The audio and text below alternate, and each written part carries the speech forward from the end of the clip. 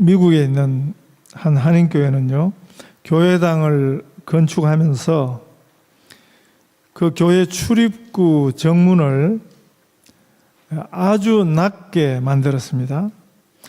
일반 성인이, 어른들이 고개는 물론 허리를 바짝 숙여야 그 교회당 안에 들어올 수 있도록, 그래서 그 교회당에 들어오는 사람은 누구든지 숙이지 않고서는 아예 못 들어오도록 그런 의도를 가지고 처음부터 그렇게 설계를 했답니다. 그런다고 진짜로 고개를 숙이게 되는가? 우리는 그냥 고개 들고 들어오셨죠, 오늘. 그러면 진짜로 하나님 앞에서 우리가 고개를 들고 들어온 것인가? 저는 그 이야기를 처음에 듣고 그 교회에 있는 동네가 이상한 동네가 아닌가, 그런 생각을 했습니다. 얼마나 교회에 올 때도 고개를 바짝 세우고 오는 사람들이 많았으면 그렇게까지나 하게 되었을까, 그런 생각을 했습니다. 제가 처음 시드니 와서 담임 목회하던 교회에 장로 한 분이 그 당시 한인 회장이셨습니다. 그렇다 보니 서울서 종종 방문객들이 그분의 인도로 저희 교회 예배에 참여해드렸습니다. 그런데 이제 이 장로님이 서울서 오는 손님을 예배에 동행할 때마다 저한테 항상 부탁하는 것이 교회 앞에 소개를 좀 잘해 주십시오, 그런 부탁을 했습니다. 한 번은 대법관 출신 변호사 부부가 오셨는데 교인들 앞에 꼭 소개시켜 달라고 사전에 전화가 왔습니다. 제가 그 장로님에게 물어봤습니다. 그분이 신앙생활 하시는 분이십니까? 그랬더니 그분이 서울 어느 교회 장로시라고. 그 말을 듣고 제가 예배 광고 시간에 대법관 출신 변호사라는 말은 쏙 빼버리고 서울서 장로님, 그 김 장로님이신데 김 장로님 부부가 오늘 저희 예배에 참석하셨습니다, 이렇게 소개를 해드렸습니다. 점심시간에요, 저희 교회 장로님이 저 들으라는 듯이 저 앞에 앉아가지고 또 제 옆에 그 손님 계시는데 우리 목사님이 제대로 소개를 안 해주셔가지고 죄송해서 어쩌냐고 이렇게 이야기를 했습니다. 그랬더니 오히려 서울서 오신 그분이 손사래를 치시면서 더 당황해 하시면서 되레 미안해 하셨습니다. 저희 장로님을 나무라시면서 아니, 교회는 원래 그렇습니다. 그런 것이 교회에서 다 무슨 의미가 있겠습니까? 진심으로 그분이 그렇게 말씀해 주셨습니다. 대법관 출신 변호사가 뭐 대수입니까? 그런 분이 필요한 사람들이 있을 것입니다. 목사한테 뭐가 필요하겠습니까? 교인들한테 무슨 대법관 출신 변호사가 왜 필요하겠습니까? 그거는 죄 많이 짓는 분들이나 필요하시겠죠. 그런 분은 우리 인생에서 하나도 안 필요한 것이 그게 좋은 일이지 않겠습니까? 그때 그분이 자기 명함을, 진짜 금인지는 모르겠지만 이 금이 새겨진 그런 명함을 저한테 주고 가셨습니다. 그 이후로 제가 한 번도 꺼내본 적이 없습니다. 꺼낼 일이 있어야죠. 교회는 이 세상에서 뭘 하느냐, 또 이 세상에서 뭘 했느냐, 그런 것이 하나도 중요하지 않은 곳이 우리 예수 그리스도의 교회입니다. 예수 그리스도의 복음을 가장 정확하게 이해했던 사도 바울이 이런 선언을 했습니다. 갈라디아서 3장 28절에 했어요. 유대인이나 헬라인이나 종이나 자주자나 남자나 여자 없이 다 그리스도 예수 안에서 하나이니라. 그 당시에 그렇게 사회적 이 차별이 심했습니다. 계층 간의 장벽이 심했습니다. 그 중에서도 제일 심한 장벽 세 가지를 지금 언급한 것입니다. 다 그리스도 예수 안에서는 하나다, 그렇게 선언했습니다. 이를 두고 우리가 복음적 대천명이라 이렇게 부릅니다. 교회에서만이 이 일이 가능했습니다. 교회 밖에서는 절대로 일어날 수 없는 일.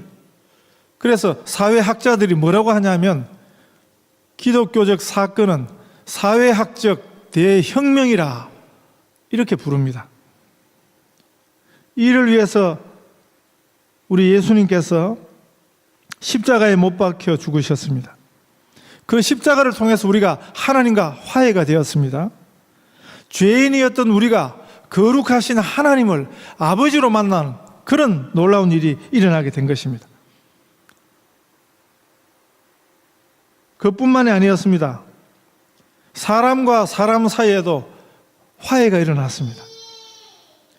그래서 우리들이 하늘에 계신 우리 아버지여 이렇게 기도하게 된 것입니다. 그리고 그 기도 중에 빠뜨릴 수 없는 기도 하나는 우리가 우리에게 죄 지은 자를 용서하여 준 것 같이 우리 죄를 용서하여 주옵소서 하는 기도입니다. 이렇게 기도하며 사는 사람들이 모인 곳이 교회입니다. 이것이 교회입니다. 어느 사회나 세상에는 사회 신분적, 계층적 차별 없는 곳이 없습니다. 중국은 이론적으로는 여전히 공산주의를 표방하는데요. 이번 주 인터넷 뉴스에 보니까 중국의 그 최대 정치 행사가 양회라고 부르는 것입니다.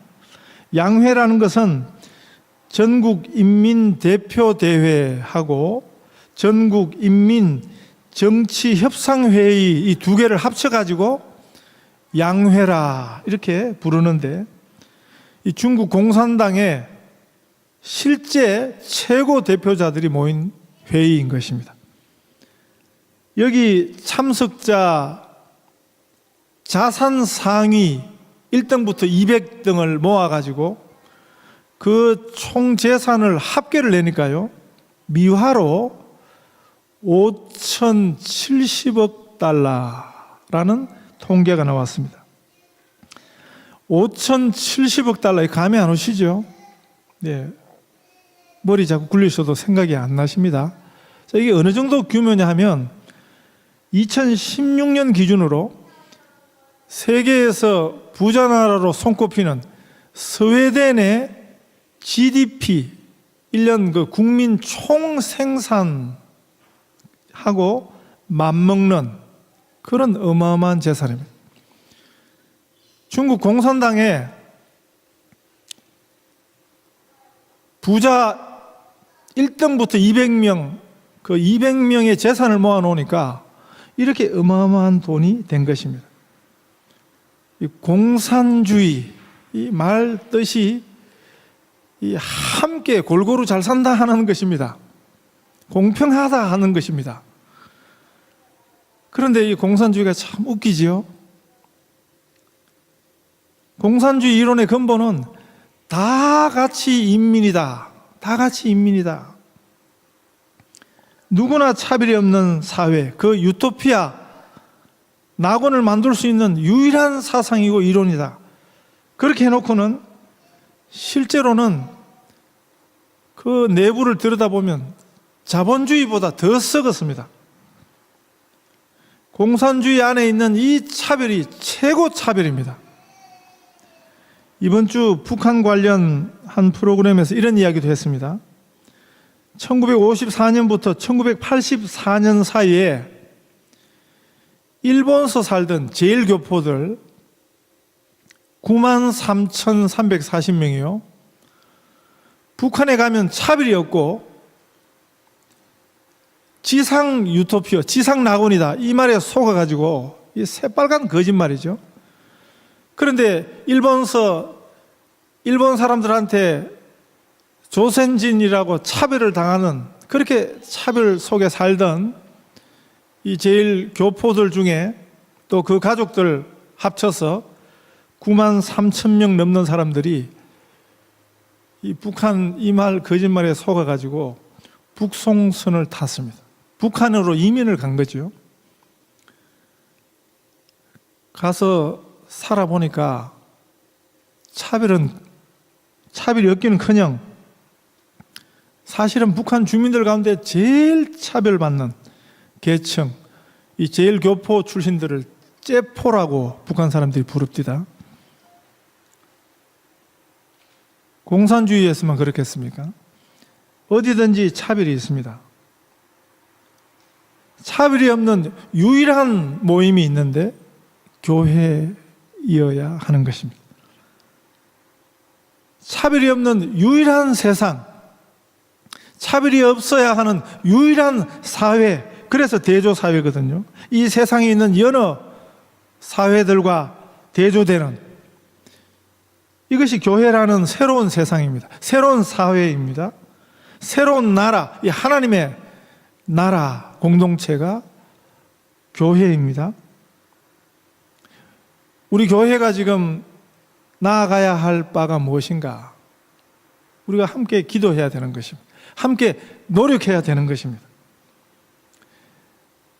여기 로마서 16장 이 바울 리스트에 보면 이 다양한 성도들의 이름이 기록되어 있는 중에 당시 로마 핵심 권력부에 속해 있던 명문 귀족들의 이름도 언급되고 있습니다. 신약교회에서 나온 초기 기독교는 주로 서민층의 기독교였습니다. 특별히 이 로마서의 수신자인 로마 교회는 그 구성원들의 대부분이 그냥 서민이 아니고 최하층, 노예였던 사람들, 또 현재가 노예였던 사람, 그리고 노예에서 자유민이 된 사람, 이런 분들이 주로 구성이 된 교회가 이 교회였습니다. 왜냐하면 지금 이 16장에서 언급되는 이름들 가운데 그 흔적이 있습니다. 그 증거가 있습니다. 그 당시 로마의 노예들은 주로 로마와의 전쟁에서 져서 이방 땅에서 강제로 붙들려온 사람들이었습니다.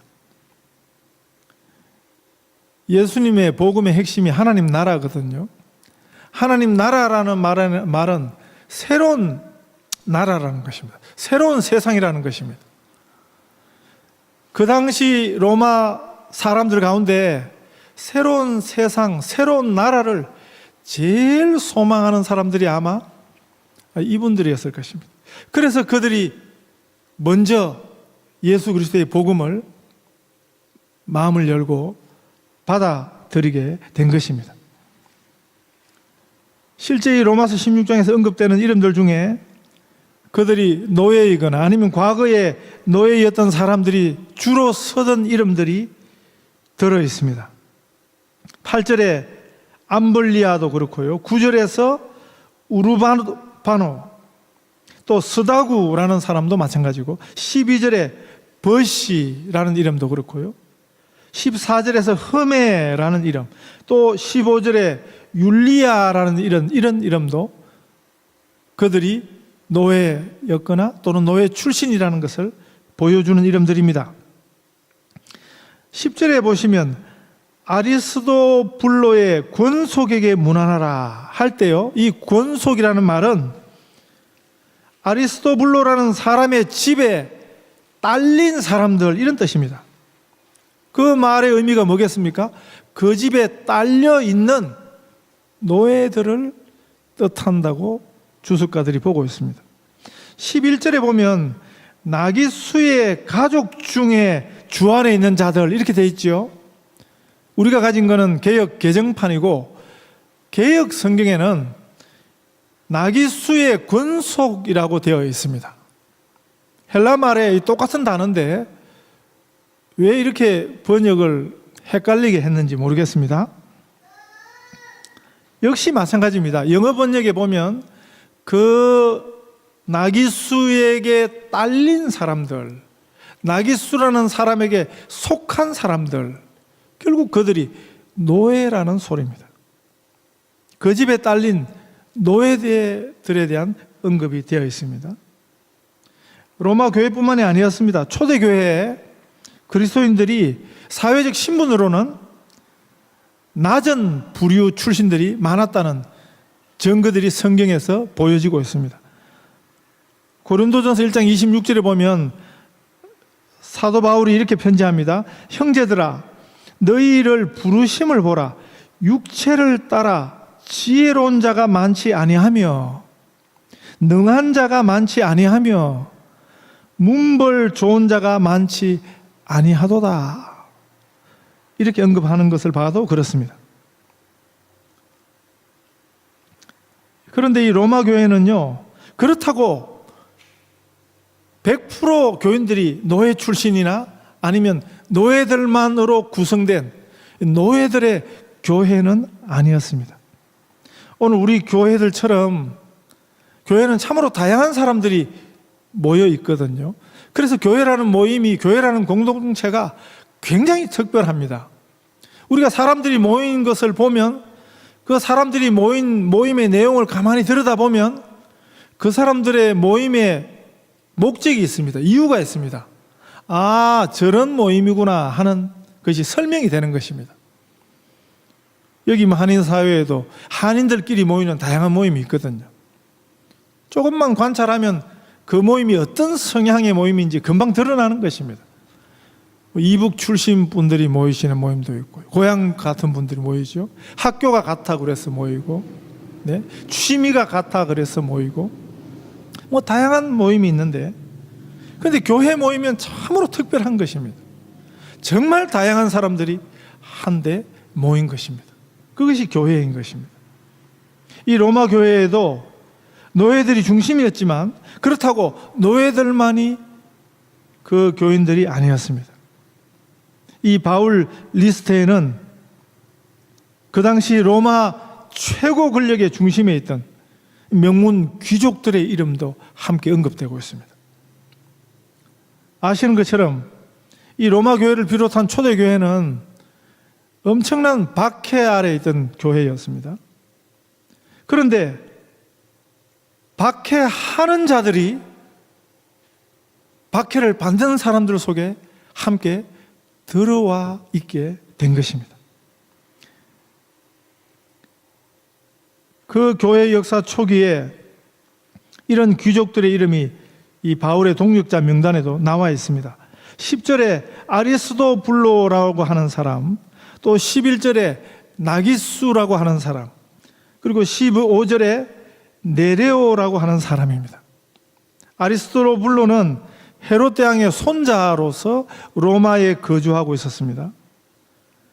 나기수는 클라우디오라는 유명한 로마 황제의 개인 비서였습니다. 그리고 네레오는 이 도미티안 황제 시절에 그 도미티안 황제 밑에서 막강한 권력을 잡고 있었던 이 홀레비우스 클레멘스라는 유명한 집정관의 특별 비서였습니다. 처음에는 로마의 최하층 노예들 중심의 교회였는데 이 복음이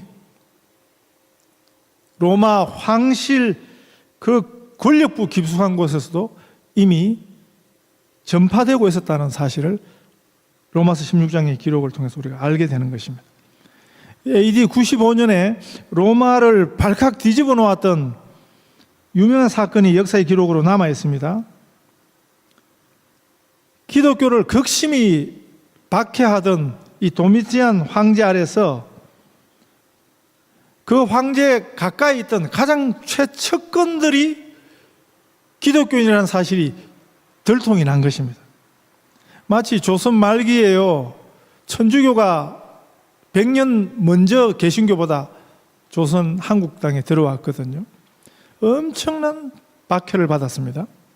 천주교인들이 그 천주교를 극심히 박해하던 대표자가 누구였냐면 고종의 아버지였던 흥선 대원군입니다. 고종이 어려가지고 그 아버지가 섭정을 할 때였습니다. 그 막강한 권세로 천주교인들을 양귀신이라 그래가지고 하여튼 엄청나게 박해를 했습니다. 그런데 놀랍게도 천주교인들을 색출하여 잡고 보니까 그 중에 대원군의 부인도 천주교인이었습니다. 로마에도 이런 일이 있었던 것입니다. 황제가 기독교를 엄청 박해하는 그 로마 황제 중에 10대 박해 역사가 있거든요. 특별히 박해했던 그 중에서도 아주 악명 높은 박해자 황제가 도미니안 황제인데, 그런데 막상 자기 최측근들 중에 이미 기독교인들이 수두룩했습니다. 황제에 가장 가까이 있던 권력자였던 이 홀레비우스 클레멘스 집정관이 기독교인으로 밝혀졌습니다. 본문 15절에 나타난 네레오가 이 홀레비우스 클레멘트의 비서였습니다. 이 홀레비우스 클레멘트라는 로마 황제의 최측근 신하가 어떻게 그리스도인이 되었는가? 교회사 속에 전해지는 것은 이 홀레비우스의 아버지가 네로 황제 때 로마 시내에 큰 불이 났습니다. 그래서 그 어떻게 불이 났는가? 뭐 여러 가지 이유가 있는데 미친 황제 네로가 불을 질렀다, 그런 설도 있고. 그런데 네로가 자기가 의심을 받으니까 그 불지른 사람들이 그리스도인이라고 기독교인들한테 뒤집어 씌운 것입니다. 그래서 그 일로 엄청난 기독교인들이 붙들렸습니다. 그 그리스도인들을 잡아서 원형 경기장에 두고는 굶주린 사자의 밥이 되게 하거나 불에 태워 죽였는데, 그때 그 총 책임을 맡은 사람이 이 홀레비우스 클레멘트의 아버지인 홀레비우스 시비누스라는 사람입니다. 자기 아버지가 그리스도인들을 잡아와서 무참히 죽이는 그 광경을 목도하다가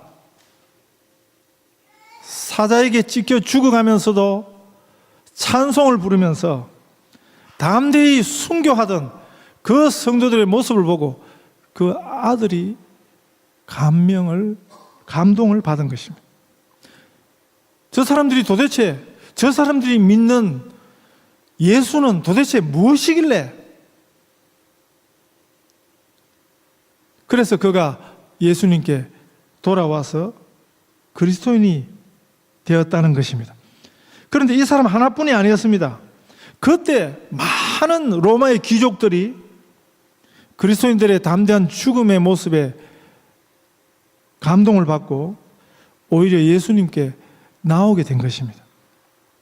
이 로마서 16장 사도 바울의 리스트는 이 피 묻은 순교의 복음이 가져온 그 결과에 대한 근거가 되는 것입니다. 오늘도 마찬가지입니다. 우리 안에도 아마 그런 분들이 있을 수 있습니다. 우리가 예수 믿기 전에는 엄청난 회방자요, 핍박자들이 있습니다. 바울도 그랬죠. 얼마나 아이러니입니까? 이 역사는 계속되고 있습니다. 한국 교회에서 참 신기한 일은요, 전도왕으로 손꼽히는 분들이 과거에는 엄청난 박해자였습니다. 한국 교회사의 첫 번 부흥사로 소개되는 분은요, 원래 자기가 있던 동네 교회를 가장 해코지하던 생양아치 깡패가 예수 믿고는 부흥사가 되었습니다. 전국을 돌아다니면서 전도자가 되었습니다.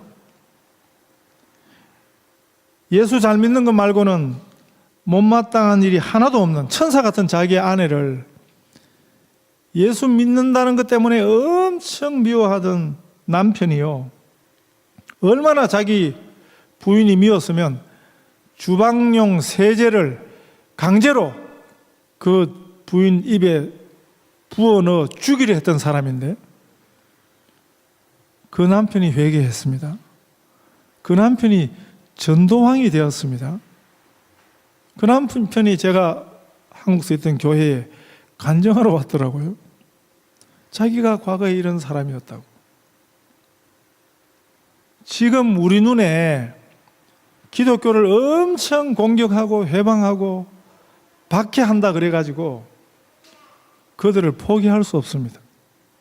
교회 역사에요, 수많은 박해자들이 전도자가 되는 경우가 너무 많습니다. 우리 모두 교회에서는 머리를 숙여야 하는 것입니다.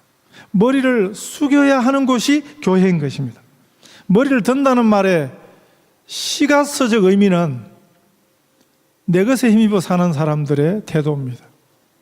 머리를 들고 사는 것입니다. 그러나 하나님 앞에 하나님을 전적으로 의지하고 사는 사람들은 하나님 앞에서 머리를 숙입니다. 교회는 바로 이렇게 머리를 숙이는 사람들이 모인 곳입니다. 많은 수고로 사랑으로 섬기는 사람들이 모인 곳입니다.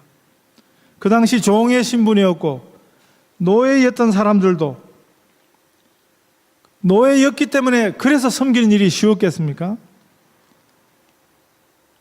로마 권력 최중심에 있던 사람들도 예수님을 만나니까 그들이 세상에서 가진 모든 지위를 내려놓고 머리를 숙이고 그들과 함께 했습니다. 우리 모두 함께 우리의 머리를 우리 주님 앞에 숙이십시다. 그래서 전심으로 우리 주님을 예배하는 참으로 복된 성도들 다 되시기를 축복합니다.